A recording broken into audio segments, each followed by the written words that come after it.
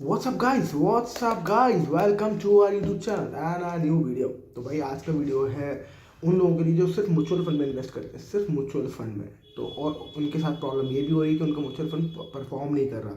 तो क्या आपके साथ भी ऐसा होता है? कि मेरे साथ तो ऐसा हुआ है और मैंने देखा कि म्यूचुअल फंड सच में परफॉर्म नहीं कर रहा। फॉर एग्जाम्पल, मैंने आदित्य बिरला का टैक्स सेवर फंड लिया था आज से 2016 से 2017-18 में लिया था। 2017-18 में मैंने आदित्य बिरला का टैक्स सेवर फंड लिया था। बेसिकली टैक्स सेवर फंड होते क्या है? टैक्स सेवर फंड वो होते हैं, जो मैं आपको एक बार बता दूं आइडिया। टैक्स सेवर फंड वो होते हैं जो आपको हेल्प करते हैं टैक्स सेव करने में। उसमें रिबेट मिलती है आपको सरकार की तरफ से। तो जैसे कि आप पीपीएफ, एनएससी और ये सारी बैंक की मतलब सरकारी किताबों में इन्वेस्ट करते हो तो आपसे रिबेट मिलती है इनकम टैक्स में। तो उसी की तरह है आपका टैक्स सेवर फंड में आपको रिबेट मिलती है इनकम टैक्स में जब भी आप इनकम टैक्स फाइल करने जाते हो। तो मैंने उसके वजह से टैक्स सेवर फंड लिया था, आदित्य बिरला का टैक्स सेवर फंड लिया था 2017-18 में। और अभी तक ऑलमोस्ट 8 ईयर हो गए, 8 साल हो गए, हाँ 8 साल 7 साल हो गए। 7 साल में उसने परफॉर्म ही नहीं किया, मतलब 12% का रिटर्न। म्यूचुअल फंड में अगर मैं 12% का रिटर्न मानूँ, इससे अच्छा मैं इंडेक्स फंड ले लेता। मैं क्यों कमीशन दे रहा हूँ किसी भी म्यूचुअल फंड को? वो भी मैंने रेगुलर फंड लिया था, तो रेगुलर मेरे कमीशन जा रहा होगा भाई साहब को, क्या कहते हैं, हमारे जो डिस्ट्रीब्यूटर साहब वो कमा रहे होंगे इसमें। और कौन कमा रहा होगा? हमारा म्यूचुअल फंड मैनेजर, राइट। इससे जो मैं इंडेक्स फंड ले लिया होता है, इंडेक्स फंड ने ज़्यादा अच्छा परफॉर्म किया है, 100% ज़्यादा अच्छा परफॉर्म किया पिछले 4 साल में, तो बहुत बढ़िया। तो 12% से ज़्यादा मुझे रिटर्न मिल जाते। तो क्या करना चाहिए? क्या मुझे इससे निकल के बाहर भाग जाना चाहिए, दूसरा म्यूचुअल फंड ले लेना चाहिए? क्या ये प्रॉब्लम है? क्या आपको म्यूचुअल फंड भी ढूंढना पड़ता है? तो इस बारे में इस वीडियो में बात करना पड़ेगा कि कौन सा म्यूचुअल फंड बेटर है, और अगर आपको म्यूचुअल फंड नहीं काम कर रहा तो क्या करना चाहिए। तो भाई म्यूचुअल फंड जो है वो एक्चुअली आप पहले इसको समझो कि होता क्या है। म्यूचुअल फंड होता है कि आपके 10 नहीं 50-100 स्टॉक्स होते हैं, उसको पर्टिकुलरली उसको उठा दिया होता है उसने, म्यूचुअल फंड मैनेजर ने, और एक क्राइटेरिया के अनुसार उसको रख दिया होता है। मतलब कि किसी किसी जो स्टॉक होगा उसको ज़्यादा वो दे देगा वेटेज, किसी स्टॉक को कम वेटेज दे देगा, और स्टॉक्स को और कम कम वेटेज देता रहेगा, डिपेंडिंग अपॉन उसको किसका परफॉर्मेंस ज़्यादा अच्छा लगता है। उसको लगता है कि यार ये परफॉर्म ज़्यादा करना चाहिए मेरे हिसाब से, और ये परफॉर्म कर भी सकता है, नहीं भी कर सकता है, इसको थोड़ा डाइसी लग रहा है, ये परफॉर्म और मुझे कम लग रहा है। तो मतलब क्राइटेरिया के हिसाब से वो उसको एलोकेशन देता है, और उस हिसाब से आपकी म्यूचुअल फंड में उसकी वैल्यू बढ़ जाती है। मतलब कि आपने 100 रुपये दिए, अगर जब भी आप 100 रुपये भी म्यूचुअल फंड में डालते हो, 100 रुपये में से अगर आप 10 फंड है, 10 में मान लेते हैं, वैसे होते 50-100 फंड से, पर 10 फंड मान लेते हैं। 10 फंड के हिसाब से भी देखो तो 5 रुपये हो सकता है वो सिर्फ रिलायंस को दे दे, बाकी जो 4 रुपये हैं वो 50-50 पैसे सबको दे दे, 50-50 पैसे करके सब में बांट दे। तो जब भी रिलायंस भागेगा तो आपका म्यूचुअल फंड तेज भागेगा, जब आपका रिलायंस गिरेगा तो म्यूचुअल फंड तेज गिरेगा, क्योंकि रिलायंस एक मेजर पार्ट प्ले करता है आपके म्यूचुअल फंड पोर्टफोलियो में, राइट। ऐसे वो एलोकेट कर देता है, मतलब इतना ज़्यादा हाई एलोकेशन नहीं देते हैं, पर ऐसे देते हैं 2%, 1%, फिर ऐसे ऐसे करके बांटते रहते हैं, राइट। तो अब करना क्या चाहिए? व्हाट शुड वी डू अगर आपका म्यूचुअल फंड परफॉर्म ही नहीं कर रहा? देखो क्या होता है कि बहुत सारे लोग ना म्यूचुअल फंड से थक जाते हैं, क्योंकि इसमें ना एक लॉन्ग टर्म होराइजन, हम सभी बात करते हैं कि लॉन्ग टर्म के लिए आपको बैठना है, लॉन्ग टर्म के लिए पैसे रख के बैठना है। तो जब हम ऐसा बहुत लॉन्ग टर्म के लिए रख के बैठते हैं ना, तो 7-8 साल हम बैठ गए। फॉर एग्जाम्पल मैं 7 साल से इन्वेस्टेड हूँ उसमें, Aditya Birla tax saver fund में, और 7-8 साल बैठने के बाद भी उसने मेरे को सिर्फ 12.5% रिटर्न दिया है। तो 12.5% तो नॉट सेटिस्फैक्टरी, क्योंकि आप तो ऑब्वियसली जब आप इंडेक्स को तो बीट करना चाहते हो ना, तब तो आप म्यूचुअल फंड ले रहे हो, वरना आप इंडेक्स फंड ले लोगे। बट बात ये है कि अगर वो परफॉर्म नहीं कर रहा है तो क्या मैं निकल जाऊँ, मैं दूसरा म्यूचुअल फंड स्विच कर लूँ? तो इसका आंसर है नहीं। आपको उस म्यूचुअल फंड से निकल के भागना नहीं है, कभी भी नहीं भागना है। क्यों नहीं भागना मैं बताता हूँ। क्योंकि क्या होता है कि कोई भी म्यूचुअल फंड में जो भी वो होते हैं, क्या कहते हैं, स्टॉक्स होते हैं, वो ना सेक्टर के हिसाब से चलते हैं, रोटेशन के हिसाब से चलते हैं। आप देखोगे निफ्टी में भी कुछ जो स्टॉक्स हैं, निफ्टी 50 के जो टॉप, मतलब टॉप निफ्टी 50 में से 50 स्टॉक्स तो होते ही हैं। तो वो 50 स्टॉक्स में आप देखोगे कुछ स्टॉक्स भाग रहे हैं और कुछ स्टॉक्स बैठे हुए हैं। वो निफ्टी को ऊपर ले आ रहे हैं, जो भाग रहे हैं वो धीरे धीरे निफ्टी को ऊपर ले आ रहे हैं, और जो भाग रहे हैं कुछ लोग, कुछ स्टॉक सिर्फ सुस्त बैठे हुए हैं। उसके बाद जब वो जो स्टॉक्स भाग रहे थे वो थोड़ा थक जाते हैं, उसके बाद वो आप देखोगे कि वहीं घूम रहे हैं। फिर जो थके हुए स्टॉक हैं, थके हुए जो वो है, क्या कहते हैं, आपके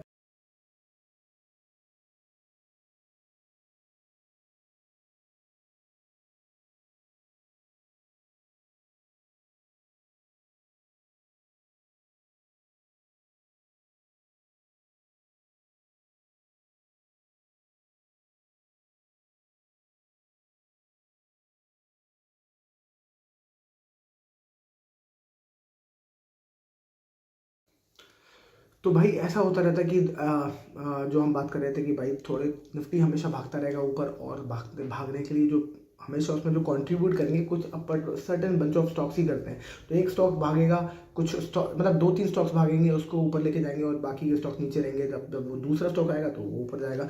तो ऐसे निफ्टी ऊपर चलता जाएगा, पर कुछ कुछ स्टॉक्स थकते जाएंगे, बैठे रहेंगे, फिर वो अपना भागेंगे। लगातार कोई भी स्टॉक ऊपर नहीं भाग सकता, राइट। तो क्या होता है कि जब भी आप म्यूचुअल फंड में इन्वेस्ट करते हो तो आपको लगेगा कि अरे यार मेरे 4-5 साल हो गए मेरा स्टॉक्स काम नहीं कर रहे। पर हो सकता है कि आपको पर्टिकुलर जो स्टॉक्स हैं, जो सेट ऑफ स्टॉक्स हैं, वो अभी परफॉर्म ना कर रहे हो, पिछले 4 साल से वो ठंडे पड़े हो, पर अब इनमें जान आएगी, अब वो आगे भागेगा। अब वो जब आगे भागेगा, जब आप उससे थक के बाहर निकल गए, अब आप बाहर निकल गए, अब आप दूसरे स्टॉक्स में घुस गए, दूसरा आपने म्यूचुअल फंड ले लिया। अब वो पहले, क्योंकि पहले वो बहुत अच्छा परफॉर्म करता था, आपने ले लिया, पर कोई ज़रूरी तो ना कि वो आगे परफॉर्म करेगा। और यही आप देखोगे कि हर म्यूचुअल फंड के दस्तावेज पे ज़रूर लिखा होता है कि mutual fund are subjected to market risk, और रीड ऑल डॉक्यूमेंट्स केयरफुली। इसके अलावा एक और वार्निंग होती है कि पास्ट जो परफॉर्मेंस है that can not guarantee future success. तो पास्ट परफॉर्मेंस के हिसाब से आप किसी भी म्यूचुअल फंड में इन्वेस्ट नहीं कर सकते मेरे भाई। पास्ट परफॉर्मेंस बेसिकली उसकी पास्ट परफॉर्मेंस है, पर कोई भी स्टॉक लगातार ऐसा भागेगा किसी को नहीं मालूम लगा ऐसा। और हमेशा ये हुआ है, आप देखना कोई भी स्टॉक में जब आप इन्वेस्ट भी करोगे, अगर आप डायरेक्ट इन्वेस्ट करते हो, तो कोई भी स्टॉक जब भागता है उसके बाद बहुत लंबे समय के लिए ठंडा रहता है। रिलायंस सालों साल 6-7 साल रिलायंस ने आराम से लोगों को थकाया है, उसके बाद एकदम से दौड़ लगाई है। लोग जो रिलायंस में 8-10 साल के लिए बैठे रहे, वो बेचारे थक गए होंगे, और जब बाहर निकल गए उसके बाद वो स्टॉक ऊपर भाग गया। तो यही होता है जब स्टॉक्स चलते हैं। तो इनफैक्ट छोटे छोटे, मैं एक बड़ा अच्छा सुन रहा था कि स्मॉल कैप स्टॉक जो इन्वेस्ट करते हैं, और जो लोग इन्वेस्टर्स हैं, जो बड़े बड़े इन्वेस्टर्स होते हैं, वो ना थकते नहीं है, या वो लूज नहीं करते पेशेंस अपना। क्योंकि क्या होता है कि वो बड़ा इंटरेस्टिंग उन्होंने बात बताई थी कि भाई जो स्मॉल कैप स्टॉक्स रहते हैं ना, कह रहे हैं कि वैसे तो पता चला सालों साल वहीं घूमते रहेंगे, फिर कह रहे हैं एक दिन उसमें जान आएगी 20% का सर्किट, फिर 20% का सर्किट, फिर 20% का सर्किट, ऐसे डबल हो जाएंगे एक दिन प्राइस में, और फिर 2 साल के लिए ठंडे। तो ऐसे ही होता है, 2 साल में वो पैसा डबल कर दिया उन्होंने, पर वो होगा 4-5 दिन का खेल। कह रहा है वो 4-5 दिन जब आपको पता हो कि वो कौन से दिन वो ऐसे सर्किट मार मार के ऊपर जाएगा, कोई किसी को नहीं पता होता ये बात।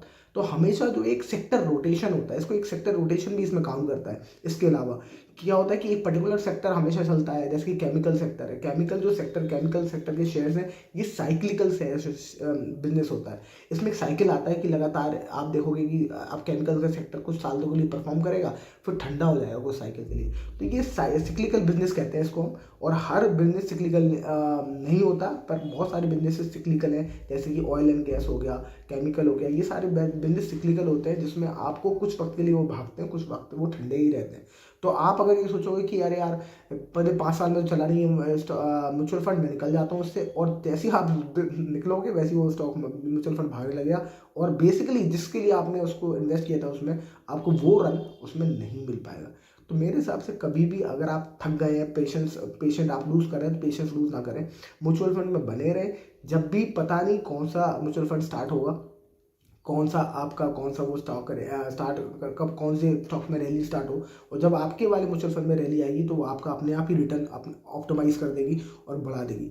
वो कब आएगी कोई गारंटी नहीं कर सकता, बट हाँ आपको ये ज़रूर देखना चाहिए जब भी आप म्यूचुअल फंड ले रहे हो कि कौन सी कंपनी, उसमें म्यूचुअल फंड के जो कॉन्स्टिट्यूंट्स है उसमें कौन पर्टिकुलर म्यूचुअल फंड में कौन कौन सी कंपनीज हैं, तो थोड़ा सा आपको आइडिया लग जाता है कि हाँ बेटर म्यूचुअल फंड कौन सा है, राइट। सो पास्ट परफॉर्मेंस से थोड़ा बहुत आइडिया लग जाता है, पर आप पास्ट परफॉर्मेंस गारंटी नहीं कर सकता कि हमेशा ये चलता रहेगा, राइट। और हो सकता है आप जिस म्यूचुअल फंड में फंसे हो, अब उसका चलने का बारी आई और अब आप उसमें से निकल गए, तो आप ना यहाँ के रहे ना वहाँ के रहे, ना आप उस म्यूचुअल फंड के रहे जिसमें आप 4 साल वेट कर पाए, और ना आप अगले म्यूचुअल फंड में जाओगे जो पहले ही भाग चुका ऑलरेडी, आपने उसमें इन्वेस्ट किया, अब वो उसकी ठंडे की बारी आई तो अगले 4 साल के लिए आपका पैसा फिर ठंडा। तो ये आप ना करें, बार बार आप म्यूचुअल फंड को रोटेट ना करें, और ये गलती और ये चर्निंग अक्सर बहुत सारे इन्वेस्टर करते हैं, जिसकी वजह से वो एक्चुअली अपना जो रन है अपने म्यूचुअल फंड्स पे वो मिस कर देते हैं। सो आई होप इस वीडियो से आपको कुछ सीखने को मिला हो। If yes, like share and subscribe, and I will see you with the next video. Thank you so much for watching, bye bye.